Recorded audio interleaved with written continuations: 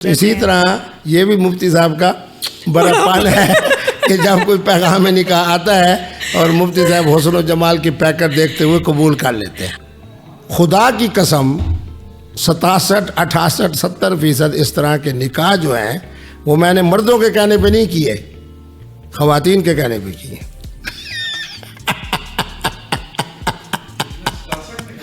مفتی عبدالقوی صاحب نے اگر آج ہزاروں نکاح اور ان میں سے 57% یا 62% خواتین کے کہنے پہ پڑھائی ہیں تو مفتی عبدالقوی زندہ باد۔ 15 سال سے لے کے 18 سال کی عمر تک جو بچی اپنے ولی کے ساتھ آئے، مفتی عبدالقوی اسلامی عدالت انصاف میں پہلے بھی نکاح پڑھا رہا ہے، اب بھی میں نکاح پڑھاؤں گا۔ دیکھتا ہوں کہ کون سا قانون ہے جو مجھے اٹھا کے لے جاتا ہے۔ یہیں سے نا اٹھا کے لے جائیں آپ کو؟ کون؟ یہیں سے نا، میں نے کہا باہر سے اٹھا کے لے جائیں۔ مفتی عبدالقوی صاحب کے پاس وظیفہ ہے فَأَخْشَيْنَاهُمْ فَهُمْ لَا يُبْصِرُونَ، جو اٹھانے کے لیے آئے گا وہ انشاءاللہ اندھا ہو جائے گا۔ مفتی عبدالقوی اس کو نظر نہیں آئے گا کہ جس کو میں نے کہا ہے کہ تم دوسرا نکاح کر لو، اس نے کہا جی میرا یہ مسائل ہے، یہ مسائل ہے، تو جی پہلی بیوی کو پتہ چل جائے گا۔ میں نے کہا میں ایسا وظیفہ تو بتاؤں گا، نہ پہلی بیوی کو پتہ چلے گا نہ پہلے سسرال کو پتہ چلے گا۔ باتوں بلا یہ بہت سارے مرد حضرات جو نا ہماری پوڈ کاسٹ آج ضرور دیکھیں گے، وہ وظیفہ آپ ایسے کریں آج دے ہی دے صدقہ جاری۔ الکوہل الخمر نہیں ہے، شراب نہیں ہے، دارو نہیں ہے، ایک نشہ آور مشروب ہے۔ مفتی صاحب آپ کا جو رسالہ ہے اس میں ساری آپ نے مردوں کی بات کر دی ہے، نشئی کے ساتھ عورت کیوں رہے گی؟ یہ جو عام آپ کہہ رہے ہیں کہ وہ سویا ہوا تھا، وہ بے ہوش تھا، مدہوش تھا اس ٹائم پہ، اس کے ساتھ عورت کیوں رہے گی؟ اس میں کہیں عورت کا ذکر نہیں ہے، جو عورت رہنا نہیں چاہتی، اور بچے تنگ وہی کرے گی نا عورت جو نہیں رہنا چاہتی، تو پھر اس میں عورت بیچاری کیا کرے؟ بڑا عمدہ سوال ہے، مسئلہ پیش کرتا ہوں آپ کو کہ تو نے کیا کہا، تو ذرا مفتیان کرام ادب کے ساتھ یہ بھی تو پوچھ لیں کہ تو نے کیوں کہا۔ وہ کہ جی غیرت کا مسئلہ ہے، جھگڑے کا مسئلہ ہے، فلاں مسئلہ ہے، نشے میں تھا، یہ تھا، وہ تھا، تم کو مبارک ہو۔ ان کیفیات میں تو طلاق کی واقع نہیں ہوتی۔ بڑا عجیب سا مسئلہ ہے، کیونکہ ہمارے بر صغیر میں جو آدمی گالی دے گا 3 دفعہ دے گا، تھپڑ مارے گا 3 مارے گا، فائر مارے گا 3 مارے گا، طلاق دے گا تو وہ بھی 1 2 3۔ اہل تشیع، اہل سنت، ہمارے اہل حدیث، میں تو سب کا احترام کرتا ہوں۔ آج تک میرا کوئی جملہ ایسا نہیں ہے کہ کوئی عالم یہ کہے کہ مفتی صاحب کے جملے کی وجہ سے ہمارا دل دکھا ہے۔ اب جب شیعہ حضرات کے پاس گیا تو اس نے کہا کہ کوئی حرج نہیں، انہوں نے 1 2 3 چونکہ اکٹھا کہا ہے اس لیے تیری ایک بھی نہیں ہوئی۔ اہل سنت کے پاس آ گیا، انہوں نے کہا بھائی بات سادہ ہے، ایک کہی تو 1 طلاق، 2 دفعہ کہا تو 2، 3 دفعہ کہا تو 3، تو 3 کا معنی ہے کہ بیوی تمہارے اوپر کیا ہو گئی؟ حرام ہو گئی۔ کہ یہ تو مفتی صاحب نے نئی بات کر دی۔ نہیں بھائی، نئی بات نہیں ہے۔ مفتی عبدالقوی اگر 24 صفحے کا رسالہ لکھ رہا ہے، 32 صفحے کا رسالہ لکھ رہا ہے، تو معنی یہ ہوا کہ اس کے پاس دلائل کا 1400 سال کا ایک تسلسل ہے۔ میرے اوپر اس وقت بالکل وزن نہیں آئے گا، کیونکہ میں نبی پاک کی نسبت سے آسانی پیدا کر کے ان کو بتا رہا ہوں کہ یہ دلیل ہے، یہ دلیل ہے، یہ حوالہ ہے، یہ حوالہ ہے، یہ حوالہ ہے۔ اور اگر میں یہ دیکھتا ہوں کہ یار حوالہ اور دلیل کی طرف جاتا ہوں، میں ان کا دل نہیں توڑتا، یا کوئی اچھا نذرانہ مجھے مل رہا ہے، یا جناب کو جناب میں چاہتا ہوں کہ چلو ان کا گھر آباد ہو جائے، وہ رونے لگ گیا، منہ سماجت کرنے لگ گیا، اس پر پھر میرے اوپر وزن ہوگا۔ جس طرح ڈاکٹر ایک نئی ریسرچ اور تحقیق لے کر آتا ہے، مفتی عبدالقوی صاحب جو ریسرچ ہمارے مفتیان کرام کے ذہن سے نکل گئی تھی کتابوں میں سے، اسی تحقیق کو لے کے میں نے کہا یہ رسالہ پڑھو۔ وہاں پر بہت سارے مرد حضرات پھر وہاں پر تنگ کرتے ہیں کہ جب تک مرد تمہیں طلاق نہیں دے گا تم کہیں نہیں جا سکتی ہو۔ بالکل غلط ہے، اگر کہتی ہو تو میں اس پر بھی رسالہ لکھ دیتا ہوں۔ رسالہ تو آپ لکھ دیں گے، آپ کے پاس تو ماشاءاللہ بہت نالج ہے۔ پرندہ وہ تو اڑ گیا، اب پرندہ اڑنے کے بعد اب وہ پرندہ چلا گیا کس کے ہاں؟ مفتی صاحب بیوی کے ہاں، نہ بیوی کے ہاں، نہیں مفتی صاحب کے ہاتھ میں آ گیا۔ چلو مفتی صاحب کے ہاتھ میں آیا تو مفتی صاحب نے کہا بھی محترمہ یہ بتا، تیرے خامد نے تو جو طلاق دینی تھی دے دی، اب یہ بتا کہ اگر اللہ رسول تیرا گھر آباد کرے مفتی عبدالقوی صاحب کے اس رسالے کے مطابق، تو مجھے اجازت دیتی ہے کہ میں تیرا گھر آباد کروں؟ اگر وہ کہتی ہے ہاں تو پھر گھر آباد ہوگا، یہ بھی شرط ہے۔ ٹرانسجنڈر تھا یا نہیں تھا، مناحل کی بات کر رہے ہوں، تو اس کو آپ نے کہا کہ تم اپنے ساتھ ट्रांस लगा लो तो तुम्हें नाचने की सहूलत मिल जाएगी, क्योंकि यहाँ पर मर्द हजरात नाचेंगे तो फौरन से पहले लोग अगेंस्ट हो जाएंगे, अगर औरतें नाचेंगी तो उसके ऊपर फतवा लग जाएगा। तो आपने ये जो हिकमत अमली उसको बताई, आप उसको कहते हैं सीधे तरीके से तू बंग के खा ला है। महक मलिक जो है वो मर्दों के करीब है, इसलिए वो तबलीगी जमात में भी जाती है। इसी तरीके ना मौलाना हमारे तारिक जमील साहब ने भी उसका बड़ा इज़्ज़त किया, इकराम किया, उसको बेटा समझ के गले लगाया। मैंने भी उसके कान में एक बात की, वो भी बड़ी वायरल हुई, यही पूछने के लिए कि क्या है शरीयत के हवाले से। तो मैंने उनको कई दफ़ा कहा है, इस वजह से उन्होंने तबलीगी जमात में वक्त भी लगाया और फिर तौबा भी कर ली। आजकल मेरे ख्याल में फिर तौबा के मराइल से गुजर रही हैं, या तौबा के मराइल से गुजर कर फिर अपने फ़न का इज़हार कर रही हैं। बहरहाल जो भी उनका मामला है, मैंने तो उनको पाकिस्तान के कानून के दायरे में रहते हुए ये बात कही कि जब आपके अंदर मर्दाना सी बात है तो आप अपने आप को मर्द समझते हुए बतौर ख्वाजा सरा जब मार्केट में आओगी तो ख्वाजा सराओं के लिए पाकिस्तान के कानून में इतनी सख्ती नहीं है मुजरे की और डांस की और मांस की जितना कि ख़वातीन के लिए है। इतनी देर में जब मैं उसके आया हूँ, कम से कम 8-10 लोगों ने, मुफ्ती साहब तो कभी साहब, मैंने कहा जी सेल्फी हो जाए। कौम मेरे साथ खड़ी है, अवाम मेरी कदर कर रही है। वजह उनको क्या पता है कि मुफ्ती अब्दुल कवी फ़ायदा पहुंचाने वाला है, मुफ्ती अब्दुल कवी सहूलत पहुंचाने वाला है। आपके प्रोग्राम के तवज्जो से कहता हूँ कि मेरा जो इस्लाम है वो फितरत का दीन है, हिकमत का दीन है, हकीकत का दीन है, सहूलत का दीन है, मोहब्बत का दीन है। मोहब्बत का ये सबसे असल पहले आपको कहना चाहिए था। अस्सलाम वालेकुम नाज़रीन, मैं हूँ सना खान। आज की पॉडकास्ट बहुत अहम है क्योंकि हम हमेशा बात करते हैं कंट्रोवर्सी है क्या? हर कंट्रोवर्सी नहीं होती, बहुत सारी कंट्रोवर्सीज़ के अंदर लॉजिक्स होते हैं। इन लॉजिक्स के ऊपर बात जब हम डिटेल में करते हैं तो इनफैक्ट हमें बहुत सारी चीज़ें ऐसी महसूस होती हैं जैसे ये रियलिटी के बहुत करीब है। हम हर बात को मजाक में और शुगल में तो ले लेते हैं, मगर कहीं ना कहीं कोई ना कोई बात जो है ना वो किसी न किसी कनेक्शन के साथ राब्ता ज़रूर रखती हैं। आज हमारे साथ पॉडकास्ट में मौजूद हैं जी मुफ्ती कवी साहब, और कहने को तो बहुत ही कंट्रोवर्शियल सी पर्सनैलिटी हैं, मगर बहुत सी बातों में कहीं ना कहीं छोटी बहुत हिकमत जो है ना वो झलकती है। अब जी इनका रिसाला भी आ गया है, रिसाले में भी ऐसे टॉपिक्स हैं जो इनकी पर्सनालिटी को इन्हांस करते हैं, जो इनकी पर्सनालिटी के ऐन मुताबिक हैं। खैर बाकी सारी डिटेल्स हम इन्हीं से पूछते हैं। अस्सलाम वालेकुम सर, कैसे हैं आप? वालेकुम अस्सलाम। कैसे हैं आप? अल्हम्दुलिल्लाह, माह रमज़ान बड़ा खैर व बरकत का। मोहतरमा बात ये है कि तख्लीकी जहन वाला जब कोई नई बात करता है, वो नई बात नहीं होती, सिर्फ ये है कि मुआशरे के अंदर उसको समझा जाता है कि ये बात ऐसी नहीं है बल्कि ऐसी है। वो फिर मक्खी पे मक्खी शुरू हो जाती है, वो फिर हमारे मुआशरे और इल्म और हमारे मुताले का बन जाता है खुलासा और हासिल। ठीक है, फिर मुफ्ती अब्दुल कवी साहब जैसा कोई ऐसी शख्सियत जो ओ किताबों में से तलाश करके और उम्मत की आसानी के लिए कोई मसला ले आए तो उमूमी तौर पर वही लफ्ज़ इस्तेमाल किया जाता है जो आपने कि ये तो मुफ्ती साहब ने नई बात कर दी। नहीं भाई, नई बात नहीं है। मुफ्ती अब्दुल कवी अगर 24 सफ़े का रिसाला लिख रहा है, 32 सफ़े का रिसाला लिख रहा है, तो माना ये हुआ कि उसके पास दलाइल का 1400 साल का एक तसलसल है, जिसमें से एक बात मक्खी पे मक्खी मारने की वजह से वो इंसानी जहन से निकल गई थी, उलमा के जहन से निकल गई थी, अहले फतवा के जहन से निकल गई थी।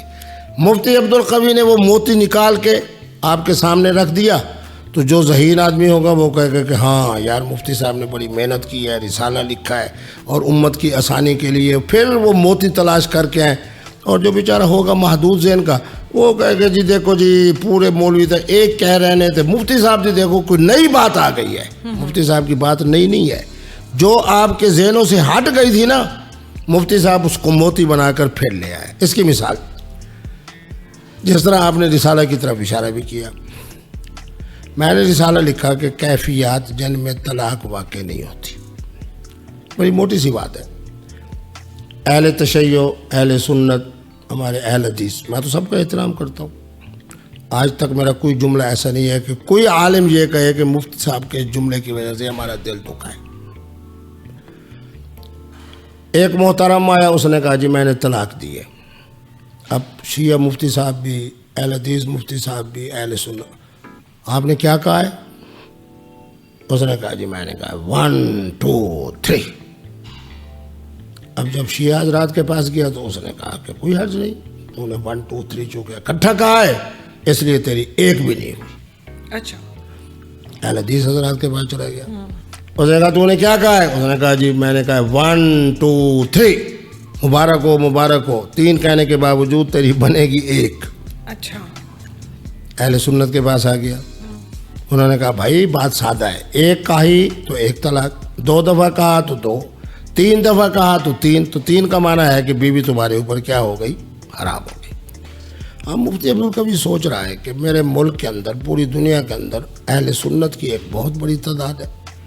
بڑا عجیب سا مسئلہ ہے, کیونکہ ہمارے بر صغیر میں جو آدمی گالی دے گا 3 دفعہ دے گا, تھپڑ مارے گا 3 مارے گا, فائر مارے گا 3 مارے گا, طلاق دے گا تو وہ بھی 1 2 3. خدا کی قسم میرے بیٹی, میں 1.5 سال اس مسئلے پہ سوچتا رہا. آخر اللہ نے میرے ذہن میں یہ ڈالا کہ اگر میں یہ پوچھتا ہوں کہ تو نے کیا کہا, تو ذرا مفتیان کرام ادب کے ساتھ یہ بھی تو پوچھ لیں کہ تو نے کیوں کہا. بڑی بات. اسی پر میرا 24 صفحے کا رسالہ ہے. میرے نبی رحمت نے فرمایا کہ 7 لوگوں کی طلاق واقع نہیں ہوتی, اور طلاق ہوتی انہی 9 میں سے یا 7 میں سے ایک صورت میں ہے. غسیل کی طلاق واقع نہیں ہوتی, مغلوب العقل کی طلاق واقع نہیں ہوتی, سویا ہوا نائم کی نہیں ہوتی, طلاق السکران لا یقع نشئی کی طلاق واقع نہیں ہوتی, غضبان غسیل کی طلاق واقع نہیں ہوتی, معتو کی طلاق واقع نہیں ہوتی, مدہوش کی طلاق واقع نہیں ہوتی, مغمى علیہ جو بیچارہ غشی میں پڑا ہے درد کی وجہ سے, دیکھا کہ میری بیوی تنگ کر رہے, کہتے ہیں 1 2 3, وہ تو بیچارہ اپنی کیفیت میں بھی نہیں. بہرحال اس میرے رسالے کا فائدہ کیا ہوا کہ وہ جو علماء 3 حصوں میں بٹے ہوئے تھے, میرے اس رسالے کی برکت سے اب علماء اس ایک نقطے پر آ گئے ہیں کہ ہم نے 2 سوال کرنے ہیں. تو نے کیا کہا, پہلے ہم لوگ جاتے تھے, اب مفتی عبدالقوی کی برکت سے ہم پوچھیں گے کہ تو نے کیوں کہا. میں آپ کے پروگرام میں آیا ہوں نا, کسی ریزن کے تحت آیا ہوں گا نا. بالکل. آپ نے مجھے بلایا ہوگا, ٹائم طے ہوا ہوگا, آپ کے احترام میں آیا ہوں گا, سمجھا ہوگا بھی چینل بھی اچھا ہے, گفتگو بھی اچھی ہوتی ہے, سوال بھی مجھ سے علمی ہو گئے. یہ کیوں کے جواب ہے. اسی طرح جو بیچارہ طلاق دیتا ہے اس سے مفتی صاحبان ایک دفعہ پوچھ تو لو کہ تو نے کیوں کہا. وہ کہے جی غیرت کا مسئلہ ہے, جھگڑے کا مسئلہ ہے, فلاں مسئلہ ہے, نشے میں تھا, یہ تھا, وہ تھا. تم کو مبارک ہو, ان کیفیات میں تو طلاق ہی واقع نہیں ہوتی. اور مفتی عبدالقوی صاحب کا یہ 24 صفحے کا رسالہ ہے جو ابھی میں نے وکلاء کو دیا. اب اس کو اگر کوئی آدمی کہتا ہے جی مفتی صاحب کوئی متنازع بات کرتے ہیں, یا آپ نے وہ جو لفظ انگریزی کا استعمال کیا کہ کوئی اختلافی بات کرتے ہیں, مفتی صاحب اختلافی بات نہیں کرتے. مفتی صاحب جس طرح ڈاکٹر ایک نئی ریسرچ اور تحقیق لے کر آتا ہے, مفتی عبدالقوی صاحب جو ریسرچ ہمارے مفتیان کرام کے ذہن سے نکل گئی تھی کتابوں میں سے, اسی تحقیق کو لے کے میں نے کہا یہ رسالہ پڑھو. ٹھیک ہو گیا. اچھا مفتی صاحب, آپ کے جو رسالہ ہے اس میں ساری آپ نے مردوں کی بات کر دی ہے. نشئی کے ساتھ عورت کیوں رہے گی؟ یہ جو عام آپ کہہ رہے ہیں کہ وہ سویا ہوا تھا, وہ بے ہوش تھا, مدہوش تھا اس ٹائم پہ, اس کے ساتھ عورت کیوں رہے گی؟ اس میں کہیں عورت کا ذکر نہیں ہے جو عورت رہنا نہیں چاہتی. اور بچے تنگ وہی کرے گی نا عورت جو نہیں رہنا چاہتی, تو پھر اس میں عورت بیچاری کیا کرے؟ بڑا مزہ دار جملہ آپ نے پوچھا. علیحدگی کا اختیار طلاق کی صورت میں اللہ اور رسول اللہ اور قرآن نے کس کو دیا؟ مرد کو. ہم نے طلاق پر بات کی. اب ایک محترمہ ہے وہ خامند کے ساتھ رہنا ہی نہیں چاہتی. بڑا عمدہ سوال ہے, مسئلہ پیش کرتا ہوں آپ کو. اس کے لیے اللہ نے خواتین کو 2 اختیار دیے. مرد کو ایک اختیار علیحدگی کا کہ طلاق دے دے, عورت کو اللہ رسول نے 2 اختیار دیے.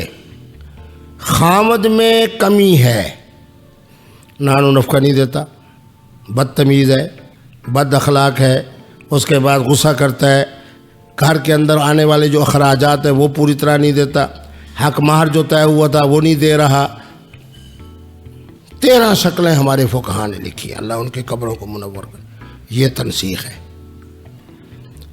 خلو یہ ہے کہ عورت کے اندر اور مرد کے محبتوں کے اندر کوئی اسی طرح سے کوئی کمی نہیں, نان و نفقہ بھی دے رہا ہے, بیوی سے محبت بھی ہے, صحت بھی ٹھیک ہے, جسمانی ساخت بھی ٹھیک ہے, جو محترمہ کہتی ہے نیاز مند بن کے رن مرید اور زن مرید بن کے نذرانہ بھی پیش کر رہا ہے, لیکن اس کے باوجود عورت کہتی ہے میں نہیں رہنا چاہتی. حضرات, خواتین کو کتنے بڑے حقوق دیے ہیں میرے نبی رحمت نے. خاوند میں کوئی غلطی نہیں. قاضی صاحب پوچھتے ہیں, مفتی عبدالقوی صاحب پوچھتے ہیں, بھائی محترمہ تم جو علیحدہ ہونا چاہتی ہو خاوند سے, کوئی اس کے اندر غلطی؟ نہ جناب میں اللہ سے ڈرتی ہوں, اچھا ہے, نان و نفقہ دیتا ہے, محبت کرتا ہے, پورا احترام دیتا ہے, ہر طرح کا جو میرا خرچہ ہوتا ہے رہائش کا, اٹھنے کا, بیٹھنے کا, عیدی کا سوٹ کا, فلاں سب پورے کرتا ہے, لیکن اس کے باوجود میں نہیں رہنا چاہتی. اس کو خلو عورت کو کہتے تو یہاں تک اختیار ہے کہ اگر اس کو شوہر کی شکل پسند نہیں تو وہ کہہ سکتی ہے. ہاں, شکل پسند نہیں, دیکھو نا, باقی تو اس کے اندر کوئی کمی نہیں, ہاں. لیکن اس کے باوجود کہتی ہے جی میں اب اس کے ساتھ رہ کے میں اب محسوس کرتی ہوں کہ میں خلوت میں چلی جاؤں, میں تعلیم کی طرف چلی جاؤں, میں بیرونی دنیا کی طرف چلی جاؤں, کوئی پڑھائی کے لیے جناب سب. بالکل اس کا نام خلو ہے. وہاں پر بہت سارے مرد حضرات پھر وہاں پر تنگ کرتے ہیں کہ جب تک مرد تمہیں طلاق نہیں دے گا تم کہیں نہیں جا سکتی ہو. بالکل غلط ہے. اگر کہتی ہو تو میں اس پر بھی رسالہ لکھ دیتا ہوں. رسالہ تو آپ لکھ دیں گے, آپ کے پاس تو ماشاءاللہ بہت نالج ہے. اچھا, ایسی صورتحال میں جہاں مرد دے کے بھی طلاق, کیونکہ بہت ساری میں نے دیکھا ہے کہ خاص طور پہ وہ جو ہمارے کام والے ورکرز یا ایسے لوگ ہیں, ان خواتین کو تو علم ہی نہیں ہے. رات کو نشے کی حالت میں مرد آتا ہے, گھر طلاق دے دیتا ہے, عورت روتی دھوتی مرتی مراتی صبح اٹھ کے کہتا ہے کہ میں نہیں دی. وہی تو میں پہلے جواب دے چکا ہوں کہ طلاق عورت کی زندگی کیا ہے پھر. اس صورت میں یہ میرا جو رسالہ ہے نا, کیفیات جن میں طلاق واقع نہیں ہوتی, اس کی پہلی جزی کے اندر میں نے لکھا ہے کہ یہ اختیار مفتی کے پاس نہیں ہے, فی مجلس القاضی. نشے کی حالت میں ان حالات میں خاوند نے کہہ دیا 1 2 3, اور اگر عورت نے مان لیا ٹھیک ہے ڈن. نہیں, میں عورت سے پھر پوچھتا ہوں کہ اللہ رسول اگر تیرا گھر آباد کرے تو اجازت مجھے دیتی ہے کہ میں تیرا گھر آباد کروں؟ اگر وہ کہہ دے نہیں, کوئی گھر آباد نہیں ہوگا. کیوں کہ اس میں جو ہاتھ میں جو تھا پرندہ وہ تو اڑ گیا. اب پرندہ اڑنے کے بعد اب وہ پرندہ چلا گیا کس کے ہاں؟ مفتی صاحب بیوی کے ہاں. نہ بیوی کے ہاں نہیں, مفتی صاحب کے ہاتھ میں آ گیا. چلو مفتی صاحب کے ہاتھ میں آیا تو مفتی صاحب نے کہا بھی محترمہ یہ بتا, تیرے خامد نے تو جو طلاق دینی تھی دے دی, اب یہ بتا کہ اگر اللہ رسول تیرا گھر آباد کرے مفتی عبدالقوی صاحب کے اس رسالے کے مطابق, تو مجھے اجازت دیتی ہے کہ میں تیرا گھر آباد کروں؟ اگر وہ کہتی ہے ہاں تو پھر گھر آباد ہوگا, یہ بھی شرط ہے. اور اگر وہ کہتی ہے نہیں, بس جو کچھ ہونا تھا ہو گیا. یعنی جس طرح نکاح کے موقع کے اوپر ہم محترمہ سے پوچھتے ہیں, اسی طرح ان کیفیات کے اندر بھی ہم عورت سے پوچھتے ہیں کہ اگر تم اجازت دو. اور 99% خواتین مجھے رو کے کہتی ہیں مفتی صاحب اتنے بچے ہیں, اب کس زندگی کے اندر کہاں جاؤں گی, مہربانی کر کے ہر حالت میں میرا گھر آباد کریں. بالکل ہم کہتے ہیں ٹھیک. اچھا مفتی صاحب, ایک سوال یہ بھی میں نے آپ سے کرنا تھا کہ جو مفتی ہوتے ہیں نا ان کے اوپر بڑی ذمہ داری ہوتی ہے. اگر آپ نے کوئی فتویٰ دے دیا یا آپ نے کوئی تحریر لکھ دی یا آپ نے اب یہ رسالہ نکال دیا, جو لوگ اس کی پیروی کریں گے یا جو لوگ اس کو فالو اپ دیں گے, ان تمام کا اگر کہیں نہ کہیں ان سے جانے انجانے میں کوئی گناہ ہو گیا یا کوئی ایسی چیز ہے تو وہ پھر آپ کے سر ہوتا ہے. بالکل. تو آپ اس چیز کو ایڈمٹ کرتے ہیں؟ بالکل. دیکھیں بات یہ ہے کہ فتوے کا منصب اتنا اہم ہے کہ قرآن نے کہا کہ اللہ یفتیکم, کہ اللہ تمہیں خود فتویٰ دے رہا ہے. اب اس کے لیے ہمارے فقہاء نے دونوں صورتیں رکھی ہیں. ایک صورت یہ ہے کہ میرے پاس میں بحیثیت مفتی صاحب کے بیٹھا تھا, ایک محترمہ آ گئی, اس نے کہا جی کوئی طلاق شلاق نہیں ہوئی, میں نے کانوں سے کچھ نہیں سنا, یہ وہ یعنی جھوٹ بول دیا. خامد صاحب کو میں نے بلایا, خامد صاحب نے کہا جی میں قسم اٹھاتا ہوں اور حلفاً کہتا ہوں کہ میں نے اس کو 3 طلاقیں نہیں دی, میں نے 1 دی ہے یا 2 دی ہے یا یوں دی ہے. اب اگر میں لکھ کے دیتا ہوں تو وزن محترمہ اور محترم پہ آئے گا, کیونکہ وہ جھوٹ کی بنیاد پر دھوکہ دے کر مفتی عبدالقوی صاحب سے فتویٰ لے رہے ہیں. دوسری صورت یہ ہے کہ جی آپ بھی یعنی محترمہ بھی سچ بولتی ہے, جی بالکل جی میں نے اپنے کانوں سے سنا ہے کہ اس نے 3 دفعہ کہا ہے 1 2 3. خامد بھی کہتے ہیں ہاں جی مفتی صاحب قبر ہے, مرنا ہے. میں نے یہ کہا ہے کہ 1 2 3. اب اس کے اندر میں اگر گنجائش نکالوں قرآن و سنت کی بجائے اپنے طرف سے, تو اب یہ میرے اوپر وزن ہوگا ہاں بالکل کہ غلطی چونکہ میری ہے, اس لیے کہ اللہ رسول کے فرمان کے مطابق رخصت نہیں تھی, میں نے اپنے لیے محترم اور محترمہ کے لیے رخصت پیدا کر دی. ہاں اگر میں کہتا ہوں جی تم میری طلاق اس لیے نہیں ہوئی کہ تم نے ٹھیک ہے 3 دفعہ کہا, محترمہ نے بھی 3 دفعہ سن لیا, لیکن تو نشے کی حالت میں تھا, نشے کی حالت میں طلاق واقع نہیں ہوتی, یہ کتاب ہدایت شریف ہے, یہ اس کا وہ ہے, یہ حضور کا فرمان مبارک ہے. میرے اوپر اس وقت بالکل وزن نہیں آئے گا, کیونکہ میں نبی پاک کی نسبت سے آسانی پیدا کر کے ان کو بتا رہا ہوں کہ یہ دلیل ہے, یہ دلیل ہے, یہ حوالہ ہے, یہ حوالہ ہے, یہ حوالہ ہے. اور اگر میں یہ دیکھتا ہوں کہ یار حوالہ اور دلیل کی طرف جاتا ہوں, میں ان کا دل نہیں توڑتا, یا کوئی اچھا نذرانہ مجھے مل رہا ہے, یا جناب کو جناب میں چاہتا ہوں کہ چلو ان کا گھر آباد ہو جائے, وہ رونے لگ گیا, منت سماجت کرنے لگ گیا, اس پر پھر میرے اوپر وزن ہوگا. اور اس کا معنی یہ ہے کہ جیسے ہی گھر آباد ہوگا تو حقیقت کے اندر تو آباد نہیں ہو سکتا تھا, میں نے اپنی کرم نوازی سے گھر کو آباد کیا ہے, تو اب اس کا پورا بوجھ میرے اوپر ہوگا. بالکل ایسے ہے. اس گناہ اچھا, کا ان بھی تمام باتوں کو جانتے ہوئے آپ پھر بھی ایسے ایسے فتوے دے جاتے ہیں, ایسی ایسی باتیں آپ کر جاتے ہیں کہ جس میں باقی سارے مولوی حضرات اور جتنے بھی مفتی ہیں وہ آپ کے ساتھ اختلاف رکھتے ہیں. جس طرح آپ نے شراب والا فتویٰ دیا تھا, الکوہل والا, مطلب اس کا لفظ کا نام ہی چینج ہے, بٹ وہ اندر وہ تو وہی چیز ہوتی ہے نا ساری. میں آپ کو بڑے اللہ کا شکر ادا کر کے کہتا ہوں, جتنے میرے فتوے ہیں میں کہہ دیتا ہوں, میں گھبراتا نہیں. الکوہل الخمر نہیں ہے, شراب نہیں ہے, دارو نہیں ہے, ایک نشہ آور مشروب ہے. نہیں, نشہ حرام نہیں ہے. پھر نشہ حرام ہے تو پھر تمباکو والا پان بھی حرام ہے. تمباکو والا پان بھی حرام ہوگا. پھر مفتی اعظم صاحب کیوں کھاتے ہیں؟ ایڈکٹ ہوں گے. ایڈکٹ ہوں گے تو پوچھے نا ان سے. میں نے تو یہی بات کہی کہ مفتی اعظم صاحب سے پوچھو, پٹھانوں سے پوچھو. ہر وہ چیز جو دماغ کو خمار میں رکھے وہ حرام ہے. حرام ہے بالکل. تو آپ کیسے یہ کہہ رہے ہیں کہ یہ جو ہے نا, فرق ہے. ہر وہ چیز جو نشہ آور ہے وہ خمار عقل سے پہلے حلال ہے, خمار عقل تک حرام ہے. اب مثلا میں مثال دیتا ہوں, مفتی اعظم صاحب کو میں نے خود دیکھا, بڑے بڑے امام اہل سنت کو دیکھا, بڑے بڑے علماء کو, وہ 5-6 تمباکو والے پان روزانہ کھاتے ہیں. اس کے باوجود نماز بھی ٹھیک پڑھاتے ہیں, خطبہ بھی ٹھیک دیتے ہیں, فتویٰ بھی ٹھیک دیتے ہیں, ان کے لیے حلال ہے. لیکن میں نے 5 دفعہ اس کو استعمال کیا مختلف شخصیات سے, میرا تو 2-2.5 منٹ کے بعد یوں دماغ گھوم رہا تھا کہ معلوم ہوتا تھا کہ مشرق مغرب شمال جنوب آپس میں, اور پنکھا کو میں نے دیکھا تو پنکھا بھی گھوم رہا ہے. تو ایک بندہ باز آ جاتا ہے, بار بار بندہ کیوں پھر اس کو باز آ جائے نا. اچھا, بات یہ ہے کہ مجھے باز آ جانا چاہیے. یہی مفتی اعظم سے بھی یہی درخواست ہے کہ جب انہوں نے پہلی دفعہ کھایا تھا تو یقیناً انہیں خمار عقل ہوا تھا. بالکل وہ لوگ کیوں نہیں گئے؟ حتیٰ کہ اتنی اپنی عادت بنا لی کہ اب کھائی جا رہے ہیں. نسوار کھانے والے کو پہلی دفعہ, جتنے میرے پٹھان دوست ہیں سب کہتے ہیں جب مفتی صاحب پہلے کھاتا سگارا, پھر دوسری دفعہ کھایا تو یوں, پھر عادت ایسی پڑ گئی کہ اب ہر وقت ان کی گاڑی میں بھی نسوار پڑی ہوتی ہے, جیب میں بھی نسوار ہوتا ہے, واسکٹ میں بھی نسوار ہوتی ہے. بالکل ایسا ہے. تو معنی یہ ہے کہ آپ کی بات بالکل درست ہے کہ ہر وہ چیز جو نشہ آور ہے, ہر وہ چیز جو آپ کے خمار عقل کا ذریعہ بنتی ہے وہ حرام ہے. پکی بات ہے, پکی بات ہے. اور فتویٰ آپ کا کون سا ہے؟ ابھی آپ خود ایک بات بتا رہے تھے کہ آپ نے ایک ٹرانسجینڈر تھا یا نہیں تھا, مناحل کی بات کر رہے ہوں, تو اس کو آپ نے کہا کہ تم اپنے ساتھ ٹرانس لگا لو تو تمہیں ناچنے کی سہولت مل جائے گی, کیونکہ یہاں پر مرد حضرات ناچیں گے تو فوراً سے پہلے لوگ اگینسٹ ہو جائیں گے, اگر عورتیں ناچیں گی تو اس کے اوپر فتویٰ لگ جائے گا. تو آپ نے یہ جو حکمت عملی اس کو بتائی, آپ اس کو کہتے ہیں سیدھے طریقے سے تو بنگ کے کھا لے.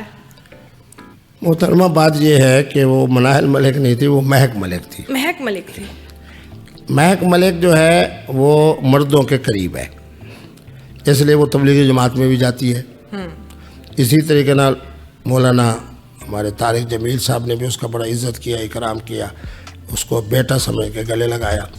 میں نے بھی اس کے کان میں ایک بات کی, وہ بھی بڑی وائرل ہوئی, یہی پوچھنے کے لیے کہ کیا ہے.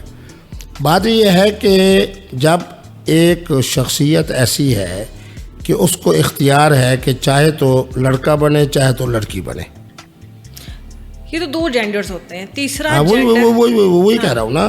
دیکھیں نا, جو خواجہ سرا ہوتا ہے اس کے اندر شریعت یہی کہتی ہے کہ دیکھو کہ اس کے اندر عادات, صفات, معاملات, جسمانی تخلیق, اس کے معاملات مردوں کے قریب ہیں یا عورت کے. مردوں کے قریب ہیں تو وہ مرد ہے, عورت کے قریب ہیں تو وہ. ان کے معاملات چونکہ مردوں کے قریب تھے, اس لیے میں نے کہا کہ تم اپنے آپ کو خواجہ سرا ظاہر کر کے اگر میدان میں آتی ہو تو کم از کم قانون کے مطابق تمہارے اوپر وہ وزن نہیں آئے گا جو عام طور پہ ایک محترمہ میدان میں آ کے اپنے فن کا اظہار کرتی ہے. باقی اس کی شرعی حیثیت کیا ہے؟ شرعی حیثیت ہے کہ مرد ہونے کے باوجود بھی اگر وہ لباس زنانہ پہنتی ہے تو یہ جرم ہے, غلط ہے. اسی طریقے پہ میدان میں آ کے مردوں کے درمیان کھڑے ہو کے اس طرح کا اپنا فن کا اظہار کرتا ہے جس کے اندر نسوانیت کی جھلک آتی ہے, یہ بھی غلط ہے. یہ تو پھر انڈیکیٹ کرتا ہے نا قوم لوط کی طرف. اللہ قوم لوط تو وہ ایک اتنا میں کہتا ہوں مجرمانہ غلیظانہ گناہ ہے قرآن حکیم نے. مگر دیکھیں نا, بات یہ کہ اگر آپ نے ان کے کان میں یہ بات کر دی کہ تم یہ اس طرح سے اپنے آپ کو لوگوں کے سامنے ریپرزینٹ کر سکتی ہو, تو یہ اٹریکشن بھی ہوتی ہے مردوں کے درمیان. اگر کوئی بھی وہ جو بھی بات ہے, جس طرح سے بھی انہوں نے اپنے آپ کو کیری کیا, یہ جو بھی معاملات ہیں, تو اس کا مطلب ہے کہ کھلے عام آپ جو مرضی کر سکتے ہو. میں نے ان کو یہ نہیں کہا کہ آپ اس طرح کرو, ہاں, میں نے ان کو یہ کہا کہ اگر آپ مرد ہو جس طرح کہہ رہی ہو تو پھر خواجہ سرا کی حیثیت سے اگر مارکیٹ میں آؤ گی تو پھر پاکستان کے قانون کے مطابق وہ جرم نہیں ہوگا جو اللہ معاف فرمائے کہ مجرے کے اندر کوئی عورت آ کے اس طرح کا کردار ادا کرے. وہ پاکستان کے قانون کی بات ہو رہی تھی. اچھا, شریعت کے حوالے سے تو میں نے ان کو کئی دفعہ کہا ہے, اس وجہ سے انہوں نے تبلیغی جماعت میں وقت بھی لگایا اور پھر توبہ بھی کر لی. آج کل میرے خیال میں پھر توبہ کے مراحل سے گزر رہی ہیں یا توبہ کے مراحل سے گزر کر پھر اپنے فن کا اظہار کر رہی ہیں. بہرحال جو بھی ان کا معاملہ ہے, میں نے تو ان کو پاکستان کے قانون کے دائرے میں رہتے ہوئے یہ بات کہی کہ جب آپ کے اندر مردانہ صفات ہیں تو آپ اپنے آپ کو مرد سمجھتے ہوئے بطور خواجہ سرا جب مارکیٹ میں آؤ گی تو خواجہ سراؤں کے لیے پاکستان کے قانون میں اتنی سختی نہیں ہے مجرے کی اور ڈانس کی اور ماس کی جتنا کہ خواتین کے لیے ہے. نہیں تو یہ بات آپ کی ان سے کرنا اور ان کو اس چیز کو کر لینا کہیں نہ کہیں پھر ایک فتویٰ ہی ہے, ایک فتویٰ بھی جاری کیا. میں بتاتا ہوں, وہ پہلے میدان میں تھیں, یہ نہیں ہے کہ میری ان سے ملاقاتیں اس وقت ہوئی ہیں جب وہ میدان میں ان ہو چکی تھیں.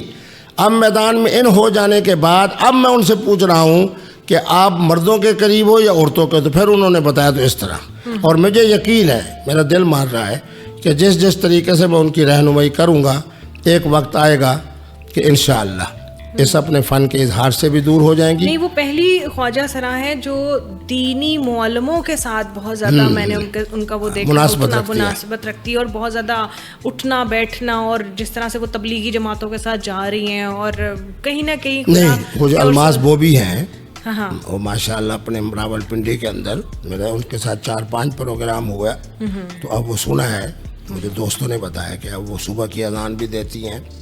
اچھا, میرے جنوبی پنجاب میں ایک ہے وہ ہر سال عمرے پہ بھی جاتا ہے, اور اس کے ساتھ مانا یہ ہے کہ ہر ایک کے اندر کوالٹی ہوتی ہے, اگر اس کو ذرا خیر کی طرف متوجہ کیا جائے تو. اب تو ہمارے فضل الرحمان صاحب نے ایک اور جملہ کہہ دیا ہے, انہوں نے کہا کہ جو چیف صاحب کی اور وزیر اعظم صاحب کی مدح سرا کر رہے ہیں, یہ مدح سرا نہیں ہے, یہ خواجہ سرا ہے. خواجہ سرا ہے, انہوں نے دیکھو اس لفظ کا ایسا مذاق اڑا دیا, ایسے ہی بہت بری بات ہے. اچھا, آپ بڑی قانون کی بات کر رہے ہیں, مگر آپ تو اگینسٹ چلے گئے ہیں ہمارا جو ابھی ریسنٹلی بل پاس ہوا ہے نکاح کے معاملے میں کہ بچیوں کا نکاح جو ہے ایک سرٹن ایج لمٹ انہوں نے دی ہے, مگر آپ اس چیز کو مانتے نہیں, آپ اس کو فوراً انکار کر کے آپ نے اپنا مطلب جو ہے بک کے اندر اپنی چیزیں جو لکھی ہیں. تو آپ کا کیا لاجک ہے, پوائنٹ آف ویو, آپ شرح کی بات کرتے ہیں کیا دین؟ اس میں 4 چیزیں ہیں. پہلی بات یہ ہے کہ نظام میں فطرت یہ ہے کہ 14, 14.5, پونے 15 سال کی بچی جوان ہو جاتی. اب فطرت کا تقاضا یہ ہے کہ جب بھی اس کا مناسب رشتہ آئے اس کی رخصتی کر دی جائے. میں نے اس دن جج صاحب کو کہا, میں نے کہا میرا تعلق جنوبی پنجاب سے ہے. آپ اس لاء کے اگینسٹ بھی چلے گئے؟ اسی لیے چلا گیا نا کہ جب 18 سال کا معنی یہ ہے کہ بچی جوان ہوئی ہے 14, 14.5, 15 سال میں. اب 3 ساڑھے 3 سال تک اس کو قانون کی وجہ سے روکنا یہ خلاف فطرت ہے. میں نے ان کو کہا، میں نے کہا کہ میں خود ایک بہت بڑی خانقاہ کا صاحب سجادہ ہوں. مجھے معلوم ہے کہ جس کی بچی 14 ساڑھے 14 15 سال میں جوان ہو جاتی ہے اس کی ماں کو رات کو سکون کی نیند نہیں آتی. کیوں ایسا قانون بناتے ہو فطرت کے بھی خلاف؟ تو قانون کیسے بن گیا اسلامی جمہوریہ پاکستان یہی میں؟ تو حیرانی بات ہے. جیسے ہی علماء بیٹھے ہوں گے، نشست کی ہوگی، پھر کہیں جا کے کوئی قانون بنتا ہے. ایسے تھوڑی ہو جاتا ہے کہ راتوں رات. اسی لیے پھر ہائی کورٹ کے جو جج تھے بڑی انہوں نے اچھی بات کی. انہوں نے کہا مفتی صاحب، میں نے کہا میں خود ایڈوائزر ہوں فیڈرل شریعت کورٹ کا. انہوں نے کہا کہ آپ تو پھر وہاں آپ کی نہیں سنی انہوں نے؟ نہیں اب جا رہا ہوں. بات یہ ہے کہ چونکہ ماہ رمضان ہے تو اس کی وجہ سے وہاں ہائی کورٹ کے فیصلے کی روشنی میں اب ہم انشاءاللہ عید کے بعد فیڈرل شریعت کورٹ میں جا رہے ہیں. اور مجھے یقین ہے کہ مفتی عبدالقوی اس مسئلے میں کامیاب ہوگا اور یہ بل کا خاتمہ ہوگا. اچھا، آپ کے ساتھ اور بہت سارے علماء نے اس بات کے اوپر اپنے اختلاف رائے تھی، مگر میرے خیال سے تھوڑا سا لڑکیوں کو تھوڑا سمجھ بھی جانے میں، چیزوں کو سمجھنے میں بھی ٹائم لگتا ہے. بالکل آپ کی بات. اس مسئلے کے اندر کوئی عالم میرے خلاف نہیں کیا. البتہ یہ ہوا ہے کہ مولوی فضل الرحمان نے اس کو مذاق بنا دیا کہ 10 سال کی بچی، 11 سال کی بچی.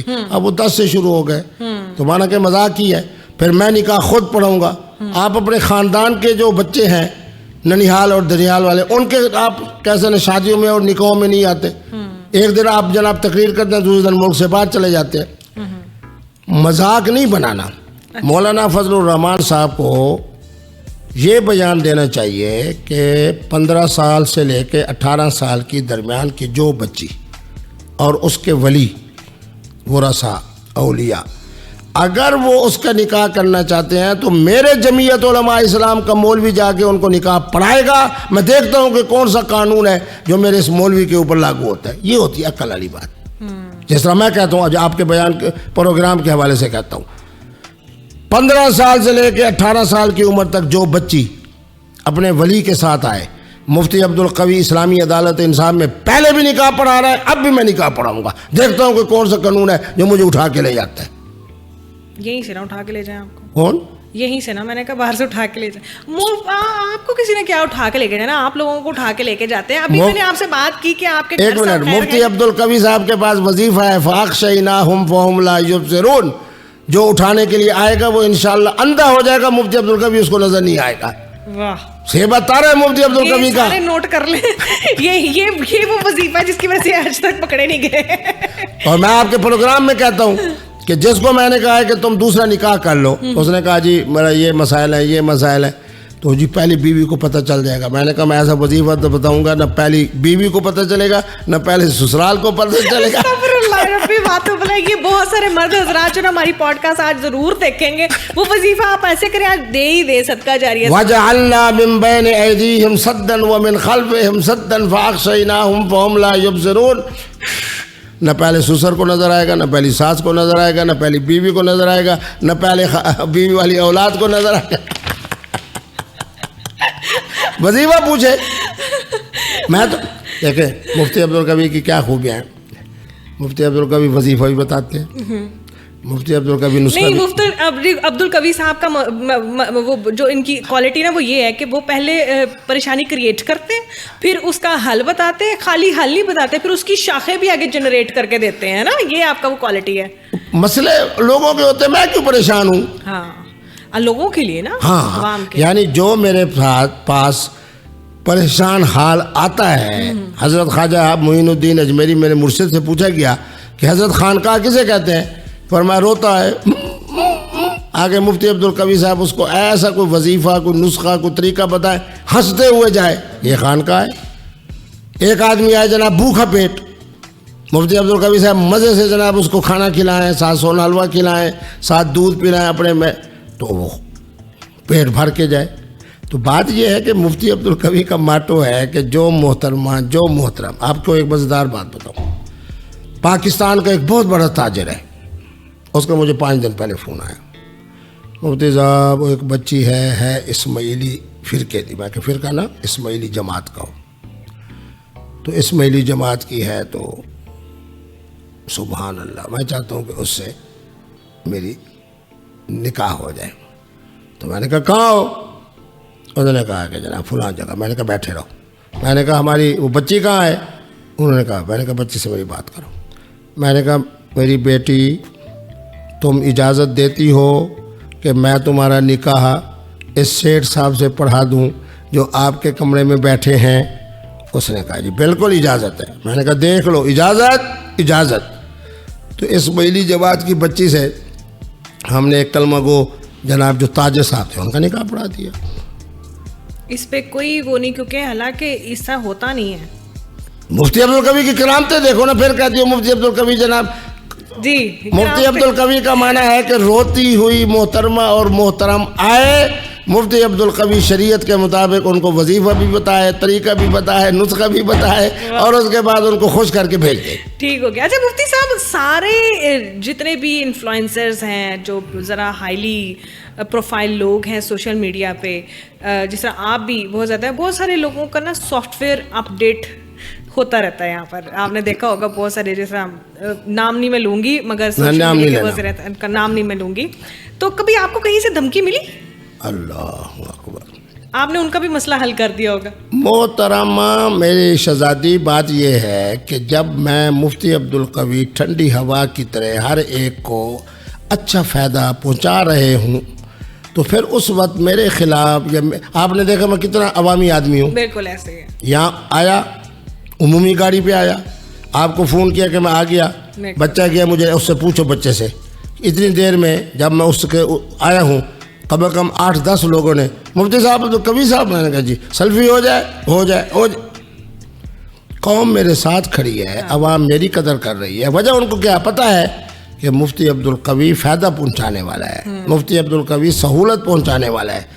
آپ کے پروگرام کے توسط سے کہتا ہوں کہ میرا جو اسلام ہے وہ فطرت کا دین ہے, حکمت کا دین ہے, حقیقت کا دین ہے, سہولت کا دین ہے, محبت کا دین ہے. محبت کا یہ سب سے اصل پہلے آپ کو کہنا چاہیے تھا, محبت کا دین ہے. میں نے مفتی صاحب سے پوچھا کہ گھر سب خیر خیریت ہے, انہوں نے کہا کہ ہاں جی میری بیوی بالکل ٹھیک ہے, اور باقی سب. میں نے کہا اور باقی سب؟ انہوں نے کہا بیوی ایک ہی ہے, شادی ایک ہی ہے, نکاح جو ہے نا وہ میرے وہ بہت زیادہ سارے ہیں.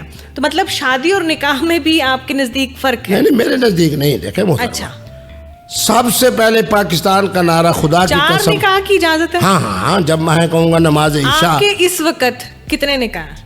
اس وقت ایک تو سبحان اللہ شادی والی بیگم جس سے اللہ تبارک و تعالیٰ نے مجھے 4 بچے دیے اور بڑی پرسکون زندگی ہے. تو اس کے علاوہ ایک میں جب عمرہ کر کے آیا تو ایک محترمہ برٹش نیشنل ہے, انہوں نے محبت کا اظہار کیا. اور میں خود پیغام نکاح نہیں دیتا, جس کا آ جائے شکل دیکھتا ہوں, صورت دیکھتا ہوں, قد دیکھتا ہوں, بت دیکھتا ہوں. اچھا یہ پیغام نکاح دینا آپ نے کب سے سٹاپ کیا؟ ابھی سٹاپ نہیں کیا, یہ سلسلہ جاری ہے. اچھا, نہیں آپ خود پیغام نکاح جو ہے نا دینا خود آپ کہہ رہے ہیں نا, جب کبھی آ جائے تو میں نا وہ پہلے دن سے. اچھا, کیونکہ مجھے اپنی اہلیہ سے بہت زیادہ محبت ہے, پیار ہے, اور اللہ تبارک و تعالیٰ نے ہر حوالے سے میری بیگم کو بہت بہت بہت بہتر خوبصورت عورت بنایا ہے. علم والی ہے, حافظ قرآن ہے, خوبصورت ہے, سب کچھ ہے. تو اس لیے میں کسی کو پیغام نکاح کیوں دوں؟ اب جس کی طرف سے پیغام نکاح آ جائے وہ مجبوری, اللہ کی نعمت کو مسترد کرنا. اب آپ جو مجھے فون کرو کہ مفتی صاحب آپ میرے پروگرام میں آئیں, تو میں اتنا بے ذوق تو نہیں ہوں نا کہ آپ کے پروگرام میں نہ ہوں. مجھے پتا ہے کہ جناب میری بیٹی جو ہے باصلاحیت بھی ہے, پروگرام بھی اچھا ہوگا, اردو ادب کی گفتگو بھی اچھی ہوگی, پروگرام بھی وائرل ہوگا, تو میں کیوں نہ ہوں. بالکل یہ آپ کا بڑا پن ہے کہ آپ کو جب بلائیں تو آپ آ جاتے ہیں. اسی طرح یہ بھی مفتی صاحب کا بڑا پن ہے کہ جب کوئی پیغام نکاح آتا ہے اور مفتی صاحب حسن و جمال کی پیکر دیکھتے ہوئے قبول کر لیتے ہیں. اچھا مفتی صاحب, میرا جی آج کل بہت پریشان ہے. حضرت صاحب اللہ اس کو خوش رکھے, اللہ خوش رکھے, خدا کی قسم. ہائے ہائے ہائے, ایک دن مجھے فرمانے لگی حضرت سیدہ زینب سلام اللہ علیہا کے بارے میں کہ وہ میں گناہ گار اور فلاں فلاں فلاں اپنے بارے میں کہا, شفاعت کریں گی. تو میں نے کہا یہ لجپال گھرانہ, ہائے ہائے ہائے, خدا کی قسم اتنی روئی. اور میں نے ان کو کہا, میں نے کہا مبارک, یہ جو رونا ہے نا یہ اللہ کو بڑا پسند ہے. تو چلو اس پروگرام کے بارے بعد میں ان سے رابطہ کرتا ہوں, جو مجھ سے ہو سکتا ہے تعاون میں کرتا ہوں. چونکہ اس طرح کا رونا اللہ کو بڑا پسند ہے. مجھے تو اس دن کے بعد ان سے عقیدت ہو گئی ہے. تو آج آپ نے مجھے بتایا تو میرا دل دکھ رہا ہے, تو میں انشاءاللہ ان سے رابطہ کرتا ہوں. اللہ ان کے سارے مسائل حل فرمائے. آمین آمین. اچھا مفتی صاحب, آپ نے نکاح پہ جو شراب نہیں کہتے اسے کیا کہتے ہیں, جس کی آپ نے اجازت دی ہے؟ نہیں, اس کا نام ہے نکاح استمتاع. اچھا, جس طرح اہل تشیع کے ہاں نکاح متع ہے, اسی طرح اس کا نام نکاح تھا ان اے ہسٹری. سو اب آپ کیا انٹروڈیوس کروا رہے ہیں؟